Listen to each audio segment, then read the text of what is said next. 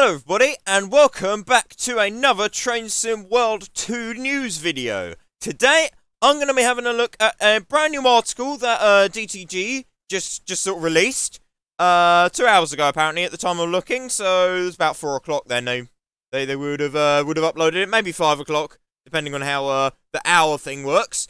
But yeah, today they've sort of done a focus on a specific route, so I'm guessing they'll do them throughout. First of all, of course, we've got CSX Heavy Haul. Now, it makes sense that they'd start with CSX Heavy Haul, because it's already in the game, obviously. If you're on a PC, then you can already experience it, and I believe if you buy Train Sim World from Steam, you'll immediately get CSX Heavy Haul, I believe, with it. You certainly used to. I don't think that's changed. I might be wrong, because I've not bought Train Sim World for a very long time. But naturally. Anyway, yeah. Like I say, Xbox and console players, you can't play it, unfortunately, at the moment. But PC players, you can. So, let's go through the article, shall we? News. Train Sim World 2, Conquer the Mountain. We got a few new reveal pictures here as well. Now, this is probably only going to be a short video, because, again, I'm not all that interested in CSX Heavy Haul. I don't do freight runs generally, though I do like to see freight trains, but I generally don't drive freight. And I don't do American generally either, so there's not a lot I'm going to be able to say on this one. But we'll read through it anyway, I mean, we'll sort of give our feedback on it. Iconic railroads of the world are really more impressive than the epic sandpatch grade. In Train Sim World 2, you're on the cab of one of the most challenging and famous routes in the US. Well, it can't be that famous because I've never heard of it until Train Sim World came out. But, you know, fair enough. Maybe it's famous in the US. It quite possibly is, so we'll give them that. Coming to life on console for the first time and returning to PC. Read on to see the first trailer, which we will have a look in a sec. Find out more about the new experience awaiting you, and explore the railroads of the beautiful Allegheny Mountains. The first route feature, something like that, I think. Yeah, I've got that up in a different tab, so I'll flick to the video in a sec. Sandpatch Grade is part of the Keystone subdivision of Baltimore division of the Baltimore division, coming through the remote Allegheny,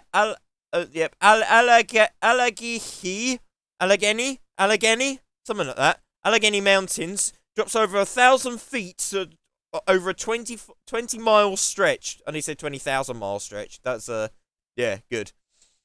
Unless or whatever. Making it one of the steepest railroads in the US. Thanks to the mountain's some terrain, interesting engineering solutions required. These included infamous Sandpatch Tunnel and Horseshoe Curve, favourites among rail fans. Today, the entire line is double track and serviced daily by freight trains from CSX, AC4400CW, GP38-2, and SD40-2 locomotives featured on this route have been authentically recreated in intricate detail to allow you to take on the role of preparing, shunting, hauling loads cranes across the undulating route. Yeah, sorry, I'm like I said, I'm trying to read this reasonably fast, but enough that you can sort of read it. There's a lot of text, like I say. Each loco is available fully licensed, bright future and boxcar liveries. You can add to your own style in the new livery design. Okay, so we've already discussed this in the previous video, but we'll be able to reskin stuff, which might be interesting. A Network Southeast GP38-2 or something, you know, could be something interesting to try out, you know. In addition to livery design, you can look forward to a range of new features in Sandpatch Grade, including a complete overhaul of the services available. Okay, this is good. This is good news, because in Train Sim World, there generally didn't seem to be all that many services for many of the early routes. Sandpatch Grade I can't comment on specifically, but Great Western Express, for example, did not have all that great a timetable. It was very sparse, and you wouldn't see many trains, and Paddington was always empty, and so if they're doing it with this, then maybe future routes, remembering that the likes of Great Western Express, East Coast Way, all of that stuff that's gone in the past, it's gone. It's your preserve collection. They're not coming back to it. But for the new routes, it might be quite interesting. Enjoy short 10-minute tasks, allowing you to explore the sprawling Cumberland Yard, its iconic turntable, and busy refueling area, to 90-minute long hauls where you'll witness the epic landscape of the mountains from the comfort of your chosen cab. There are brand new services to explore, including 65 services. Okay, that still doesn't sound a lot for a whole 24-hour period, but it is a freight-only route and there's no passenger services. So we've kind of got to think that that's probably about what you'd expect anyway. It's interesting that they say short services from 10 minutes to 90 minutes.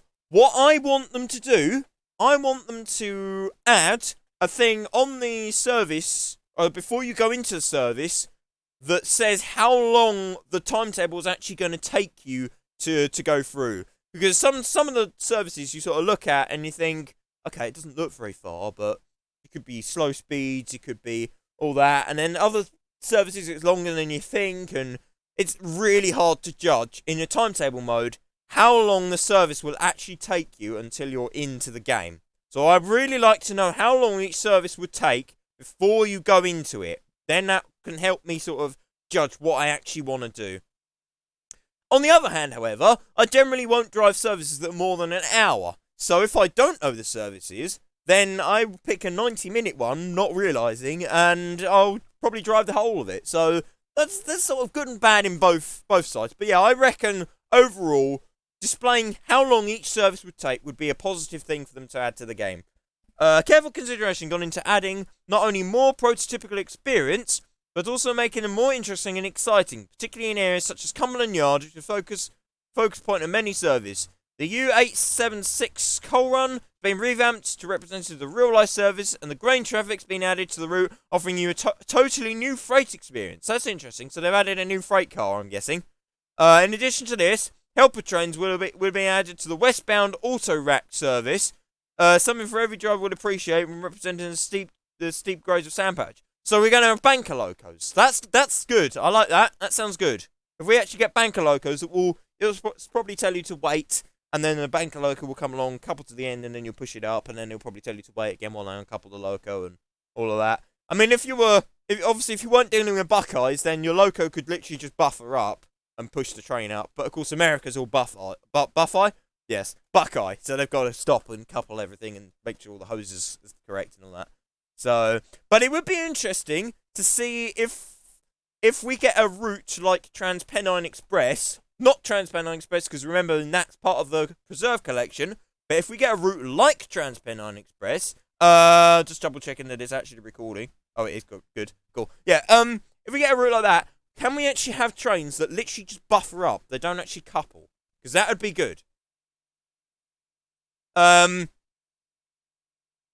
Oh wait, weighted wagon physics and a new adhesion system to Train Sim World 2, completely evolving the way you play on Sandpatch Grade. Loading coal at Shaw and Rockwood mines will change the way the train responds to your controls. Make your way up and down the route with the long, heavy hauls. Okay, that's quite interesting. I was playing, I like I say, I won't play it, but I was actually playing CSX, and I did a sort of a really quick coal loading service. It literally loaded 3 coal wagons, but there wasn't any notable physics changes between the wagons when they were empty and the wagons when they were full of coal. So that's definitely something that they need to work on, which it sounds like there's something that they are addressing, which will make the game significantly better if that actually comes through properly.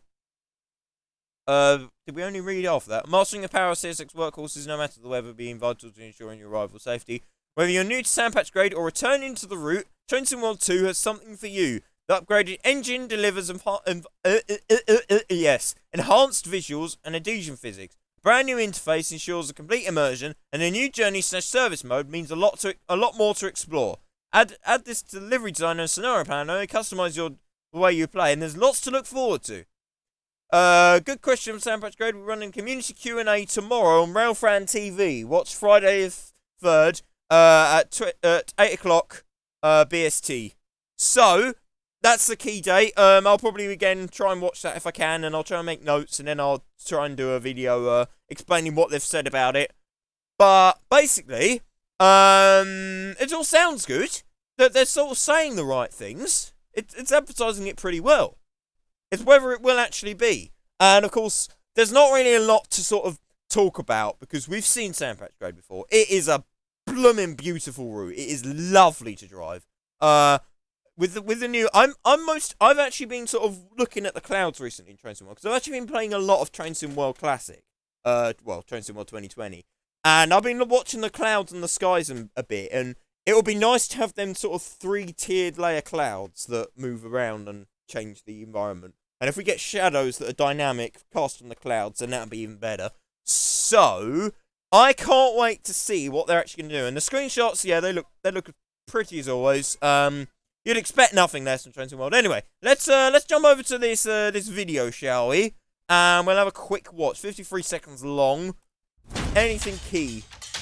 Sandpatch Grade. One of the locos, cool. Okay. All stuff we already have, of course. Again, if this is Xbox, if this is on Xbox, this is all new for you. If you're on PC, then it's sort of, you've already seen it before, so I wouldn't worry too much.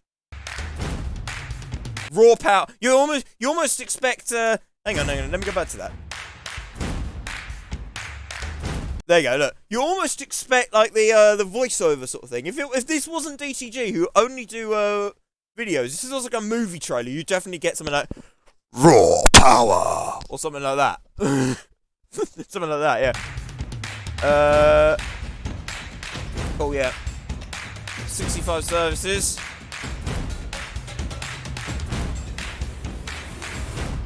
Yeah, I'm only keeping it at the bottom, long freight. I'm only keeping my mouse at the bottom so that I can pause it on any key moments. To be honest, there's not really a lot. Dynamic adhesion. Now, of course, they can't really show the dynamic adhesion, which kind of makes you question why they would mention it in the game, unless they have the physics, the particles even for the wheel slip. If you ever looked at the 66, if you can get it to wheel slip, they've actually got particles that spray off the wheels, and they're actually physics based. So when these particles spray, they actually sort of bounce off objects and they bounce off surfaces and they react as they should, sort of thing. So that's the only way I could sort of see they'd be able to actually show adhesion, because it's more a feeling than a physical thing. So.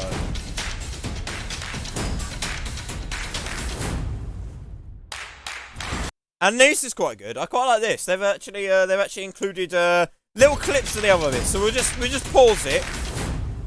Again, we've all seen Sandpatch Grade. We've not seen these two new routes. So these are sort of what we're really looking for. So yeah, again, there's not really a lot to say about these. Personally, I have no experience with American or German in real life, so I cannot sort of discuss much about these. So if you want to know more about them, I'm sure there's other people covering Train Sim World 2 who'd be able to cover them two routes better. But yeah, you know, it looks good. It looks good. And then we got the underground, and of course we've already seen Baker Street. Anything that we might have missed? I like the advert there. That looks like a tourist attraction or something. There's actually passengers on the train now, which is interesting.